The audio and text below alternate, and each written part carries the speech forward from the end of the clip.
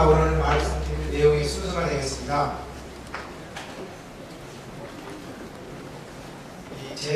저희 저서들인데요. 특히 희망을 주는 암치료법은 이 문화관광부 우수학술도서로 지정이 되어서 저에게 영광을 안겨주었던 책입니다.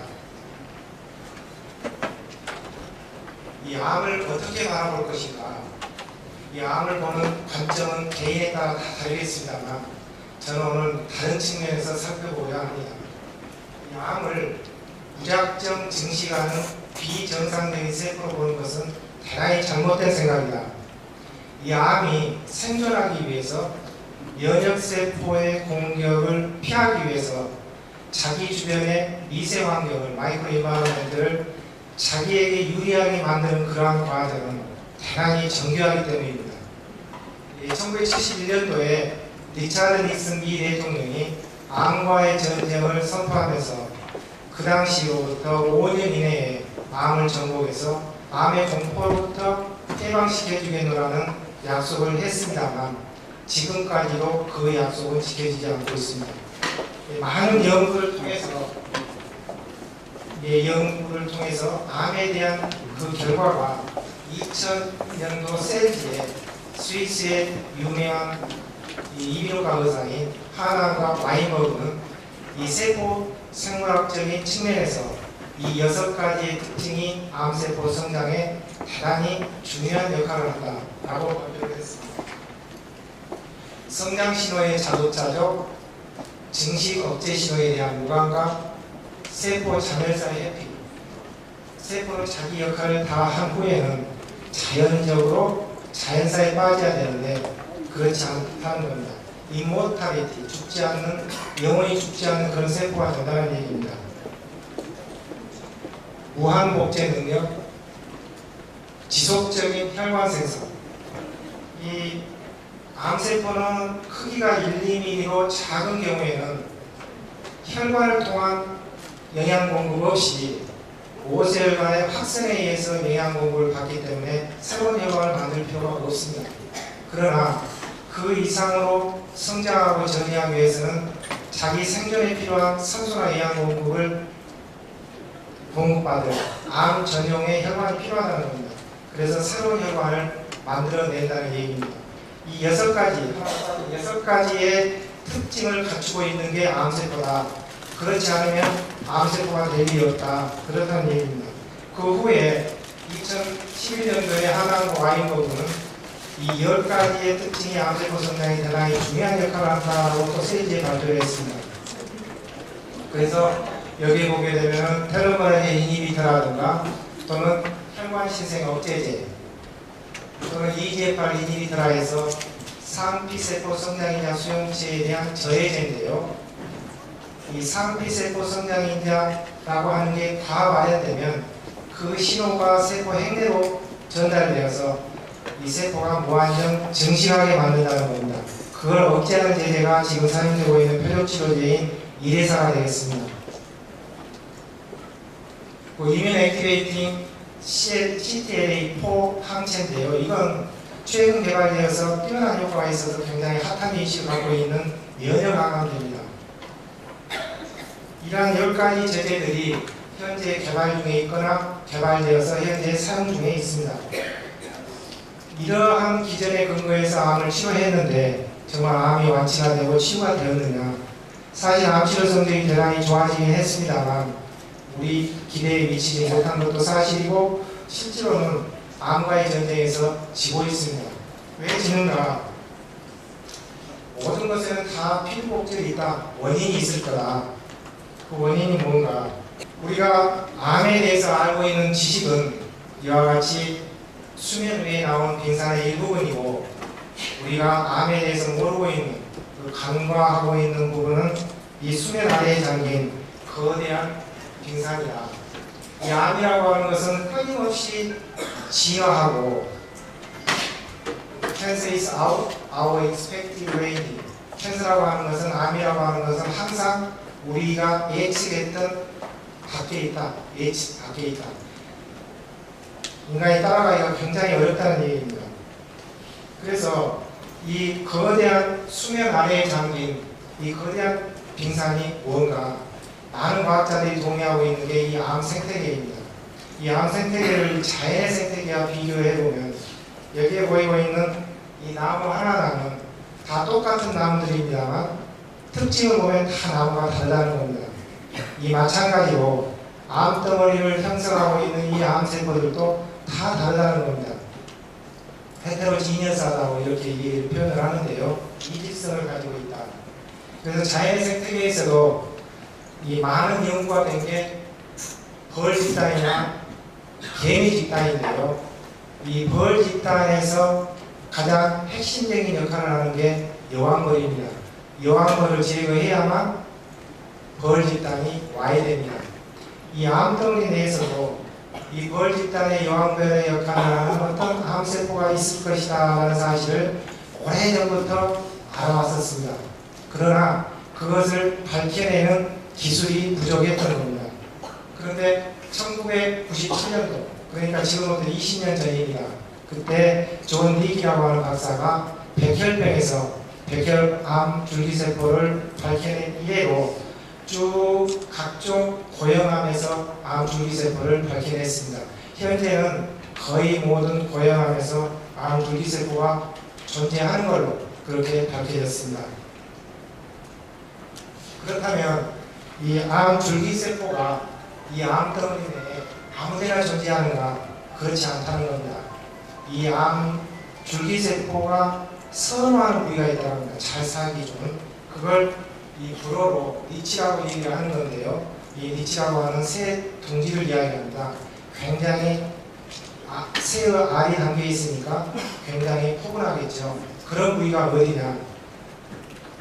하이폭시아 부위, 저산소 부위, 혈관이 없는 부위, 또는 혈관 주변 부위, 영양분을 받을 수 있는 부위, 인베이딩 니치라 해서 정상 조직과 접해 있는 그런 부위에 이런 스템셀, 캔서 스템셀이 존재한다는 겁니다. 이 캔서 스템셀은 이와 같이 헤테로지니어스하다, 굉장히 다양한 세포들로 이루어졌다는 얘기고요. 이 암이 어떻게 되는가를 간단히 살펴보면요. 이 스템셀은 스템셀에서 세포가 생성이 되겠죠. 이 하나의 세포가 생성이 되면 이게 증식을 합니다. 증식을 하고 이 증식을 한다는 것은 이와 같이 숫자가 늘어나는 겁니다. 이 늘어난 숫자는 변하지 않지만 뭔가 모양이 변한 걸 디퍼런시에이션이다, 분화라고 얘기를 합니다. 이 분화라고 하는 것은 이 분열 증식과 분화의 차이는 뭐냐? 이 분화가 됐다고 하는 것은 기능을 갖게 되는 겁니다. 어떤 펑셔널 액티비티를 갖게 되는 건데요. 이 스템셀이라고 하는 것은 모든 세포로 분화할 수 있는 그런 능력을 가진 세포가 증식을 하고 해서 이게 간세포로 분화를 하면 간 기능을 갖게 되는 거고, 신장세포로 분화를 하게 되면 신장세포, 신장 기능을 갖게 되는 겁니다. 그래서 이러한 역할을 다 한 후에 나이를 먹게 되면 이와 같이 세포는 자연사에 빠지는 게 이 세포의 인생사입니다. 그런데 암세포라는 게 도대체 뭔가? 여기 보시게 되면 전부 이게 언더 컨트롤이라고 되어 있습니다. 이것은 다 내 몸에서 조절을 하고 있다는 얘기입니다. 그런데 증식만 하고 분화가 안 되는 세포, 무작정 증식만 하는 이 모탈리티 세포가 바로 이 암세포가 되겠습니다. 그래서 이 증식하는 세포를 분화를 유도하면 암도 치료가 될 수 있을 것이다 라는 것을 하나 생각할 수 있고요. 이 분화된 세포는 처음 단계로 되돌아가지 않습니다. 역분화되지 않는데요. 역분화할 수 있는 그런 기술을 밝힌 획기적인 연구 결과로 노벨 생리학상을 받기로 했습니다. 2001년도 온코진에 이런 논문이 실렸습니다. 이 암세포는 배아 유전자를 재발현한다. 이 배아 유전자라고 하는 것은 이 배아세포 단계 때 발현되었다가 점차 감소되고 이 정상세포에서는 발현되지 않습니다. 그런데 암세포에서는 다시 이러한 배아 유전자를 발현하려는 겁니다. 다시 말해서 이 암세포라고 하는 것은 우리의 정상 체세포가 배아세포로 되돌아간 거다. 그래서 내 몸으로 봐서는 배아세포가 암줄기세포라는 얘기입니다. 이 배아 유전자는 이와 같이 배아 발달 과정에 발현되는 그런 유전자들인데요. 옥투포나 나노브 아이제브2, 삭스2 나노브 윈트 이와 같은 유전자들이 이 배아세포 단계 때 발현되는 그런 유전자들인데, 그런 유전자들은 대부분 이와 같이 난관이라든가 이런 자궁 내막은 하이폭시아 해마로 됩니다. 이 저산소에 빠져 있기 때문에 이 저산소 환경에서 생존하기 위해서 배아 발달 과정에서 발현되는 그런 유전자들입니다. 이러한 유전자들은 이와 같이 너치나 옥투포나 삭스2 이와 같은 유전자들은 산소와 영양 부족을 겪게 되면 작동되는 그런 유전자들입니다. 근데 암세포가 이런 유전자들을 발현한다는 얘기입니다. 이 태아 발생 과정과 암 발생 때 일어나는 현상이 매우 유사하다. 이 난소에서 배란된 이 난자와 이 정자가 결합된 한 개의 수정란이 60조 개의 세포를 가진 태아로 성장하기 위해서 양적 성장을 해야 되기 때문에 급속히 세포 분열이 일어납니다. 그 세포 분열이 일어나는 것을 우리가 나날이라고 얘기하는데요. 이 세포 수가 2개, 4개, 8개 이렇게 쭉쭉쭉 늘어나는데, 이와 같이 자잘한 세포들이 가득 찬 이 세포를 우리가 상심대라고 얘기를 합니다. 뽕나무 열매인 오디처럼 생겼다는 상심대라고 얘기를 하는데요. 이 상심대의 단계를 지나게 되면 이게 배반포가 됩니다. 이 배반포는 이 안쪽에 인너셀 매스하고 이 주변에 있는 영양막 세포로 둘러싸이게 되는데, 이 인너셀 매스가 피터스, 엠브리오를 만들고 이 주변에 영양막 세포가 태반을 만들게 됩니다. 근데 이 영양막 세포가 이 태반을 만드는 이 과정이 이 암세포가 커가는 그 환경과 대단히 유사하다는 얘기입니다. 영양막 세포가 이 태반을 뚫고 자궁 내막을 뚫고 엄마의 혈관을 찾아서 산소와 영양분을 공급받는 그 통로를 만드는 그 과정이 바로 암과 대단히 유사하다는 겁니다. 그래서 암이라고 하는 것은 이 산소를 찾아가는 그런 과정이라, 영양막 세포가 자궁 내막을 뚫고 엄마의 혈관을 찾아가는 이런 과정이 암세포의 커가는 그런 과정과 대단히 유사하다. 그래서 이 암세포는 산소를 찾아가는 그런 과정이다 라고 얘기를 합니다. 이 암세포도 마찬가지로 이와 같이 성장하기 위해서 이 새로운 혈관을 만들어가는 그 과정을 보여주고 있습니다. 하나의 세포, 수정된 이 하나의 세포가 10개월 만에 3kg이라고 하는 거대한 크기로 성장을 했는데, 암세포 중에 이렇게 빨리 크는 암세포는 없습니다. 이렇게 빨리 큰다면 이 숙주인 인간은 생존할 수가 없습니다. 그래서 우리가 이 하이폭시아라고 하는 것은 성장의 신호다, 그로스 시그널이고, 이것이 그로스가 다 끝나면 이것은 발현이 되지 않아야 됩니다. 그래서 이게 에보르의 스템셀 익스프레션은, 표현은 저산소 상태에서 그로스와 디벨롭먼트의 시그널이고, 이 암이라고 하는 것은 체세포가 배아세포 단계로 되돌아간 거기 때문에 배아세포 단계의 유전자를 발현을 하는 겁니다. 근데 이 배아세포 유전자는 이 분화가 시작되면 발현을 하지 않습니다. 슬리핑에 빠지는 겁니다. 자기 역할을 다 했기 때문에. 그런데 암이 되면 이 잠자고 있는, 슬리핑하고 있는 엠브리오닉 진을 다시 어웨이크닝 한다, 일깨워가지고 암으로 발전을 한다는 얘기입니다. 굉장히 이 암은 생존을 위해서 진화를 많이 하는 거죠. 옛날에 고대에 자기가 살았던, 그리고 그때의 유전자를 끄집어내서 다시 사용한다는 얘기입니다. 이 암 줄기세포는 주위의 특정 환경에 도움을 받아서 계속 암 줄기세포를 유지하게 되는데 어떤 게 암 줄기세포를 유지하도록 도와주는가? 이 주변의 혈관 생성이라든가 염증 반응이 암 줄기세포를 유지할 수 있도록 도와준다는 겁니다. 그렇다면 이 염증 반응이라든가 혈관 생성을 없애버리면 이 줄기세포는 도움을 받을 수가 없기 때문에 암도 존재하기가 어려울 거다, 생존하기가 어려울 거다라는 것을 우리가 알 수가 있습니다. 염증 반응을 일으키는 대표적인 전사이자가 이 NF-kappaB인데요. 이 NF-kappaB는 염증 반응과 암 줄기세포 유전자 반응이라고 하는 두 영역을 지배하는 마스터키입니다. 이 NF-kappaB는 캔서 스템셀의 줄기세포성을 유지한다. 그래서 이 NF-kappaB는 캔서 스템셀을 만들고 줄기세포를 유지할 수 있도록 이렇게 한다. TNF-알파, 하이복시아 인듀싱 팩터, 인터루킨 5과 같은 이런 염증성 사이토카인이 이 NF-kappaB를 활성화시키고 이 NF-kappaB는 이 소닉 엣지오그를 활성화시켜서 이 슬럼나 트위스트 스네일을 활성화시키고 이게 암 줄기세포 유전자를 발현시키거나 암의 전이를 유발한다.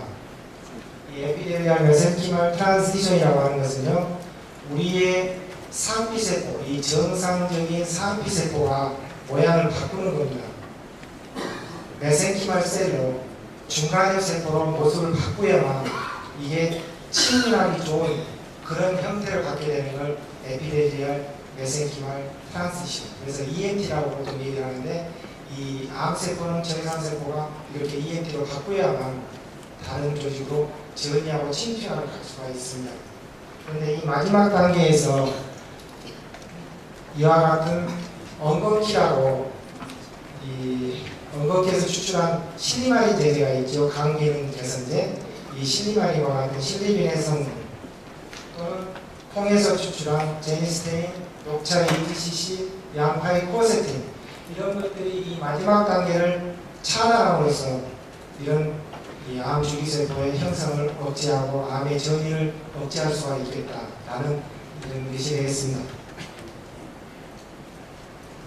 NF-kappaB를 억제시키는 피토케미컬 천연물 중에는 이와 같이 브로콜리에 있는 설프라판도 있고요, 또 양배추에 있는 인돌 성분, 이런 것들도 NF-kappaB를 억제함으로써 염증 반응을 억제하고, 이 염증 반응을 억제하면 암화 과정도 억제할 수 있을 것이다 라는 사실을 우리가 알 수가 있겠습니다.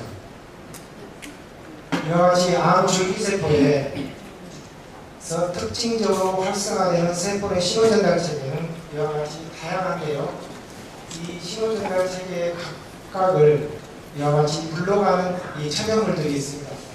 제니스테인이나 베톨리산, 설프라판, 인돌, 커큐민, 이와 같은 물질들이 이 신호전달 체계를 차단을 하는데, 그리고 보시다시피 신호전달 체계라고 하는 것은 하나가 아니고 여러 단계의 과정을 거쳐서 이 암은 성장을 하는 겁니다. 이 하나가 아니기 때문에 여러 단계의 과정에서 이것을 차단하면 암세포로 생존하기 위해서 여러 가지 여러 단계의 이 과정을 만들어 놓은 겁니다. 자신이. 그래서 암세포 신호전달 체계가 매우 다양하고 복잡하기 때문에 몇 군데 신호경로를 차단하더라도 암세포의 이상 증식을 완벽하게 차단하기 어렵습니다. 그러나 주요 경로를 차단하면 항종양 효과를 어느 정도 기대할 수 있을 것이다. 그래서 우리가 어떤 특정 천연물을 섭취하는 것보다는 이 다양하게 이 균형 잡히게 섭취하되 다양하게 섭취하는 게 중요하다, 이렇게 말씀드릴 수가 있고요. 이 피토케미칼의 효능에 대해서는 제 강의에 이어서 해주실 장봉훈 야각 박사님께서 또 그 효능에 대해서 말씀해 주실 걸로 생각을 합니다. 경청해 주셔서 대단히 감사합니다.